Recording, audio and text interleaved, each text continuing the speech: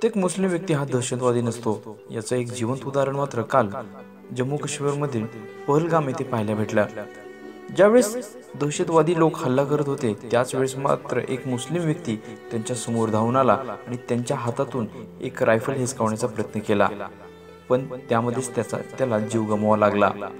गोळीबार सुरू असताना जीव वाचवण्यासाठी सगळे सैरावैरा धावत होते। त्याच वेळी पर्यटकांना घोड्यावरून सफर घडवून आणणारा एक तरुण हिमतीने पुढे आला। निर्दयीपणे पर्यटकावर गोळ्या झाडणाऱ्या एका दहशतवाद्याचे 2 हात करण्याचा प्रयत्न केला। त्याचबरोबर तो लढला देखील। दहशतवाद्याच्या हातून रायफल हिसकावण्याचा प्रयत्न केला, पण पर्यटकांचा जीव वाचवण्यासाठी जीवाची बाजी लावणाऱ्या या तरुणानं मात्र स्वतःचा जीव गमावला। सय्यद आदिल हुसेन शाह असं या धाडसी तरुणाचं नाव आहे। पहलगाममध्ये आलेल्या पर्यटकांना तो घोड्यावरून सफर घडवून आणत होता। घरातील एकुलता एक कमवता या व्यवसायातून मिळालेल्या पैशातून घर खर्च भागवणारा सईद आज या जगामध्ये नाही। पर्यटकांना वाचवण्यासाठी तो धाडसानं पुढे गेला। एका दहशतवाद्याच्या हातातील रायफल हिसकावण्याचा त्याने प्रयत्न केला होता। त्यावर चिडलेल्या दहशतवाद्याने त्याच्यावर गोळीबार केला।